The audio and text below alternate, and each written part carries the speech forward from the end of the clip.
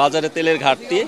আর ছোলার দাম আগের তুলনায় ঠিকই আছে, আর আদার্স জিনিসগুলো কিছুটা কমছে, কিছুটা একটু বাড়ছে, এমনি স্বাভাবিক আছে পরিস্থিতি। ডাল যেগুলা মানে আগের যে কিছুদিন আগে যেরকম ছিল এখনো এইভাবেই আছে আর কি। এখন বর্তমান যা দাম আছে এরকম বাড়ে নাই আর কি, মানে কিছুদিন আগে যে ভাড়া বাড়ছে ওইভাবেই, অতটুকুই না। এখনো দেখি নাই এরকম বাড়তে দেখি নাই, হয়তো বা আরো 2 দিন সময় আছে, হবে কিনা তা বলতে পারবো না, কিন্তু এখন ঠিক আছে, এখনো দাম বাড়বো না মনে হয় না, কারণ 2 দিন আসার কি পারবো, এখন তো যা কিনার এখন কেনাকাটা শুরু হয়ে গেছে। বাজারে প্রতি বছর না, এবার আরেকটু ভালো হতে পারতো আশা করি, যদি সরকার পরিবর্তন হয়েছে, একটু বাজার মনিটরিং একটু প্রবলেম হচ্ছে।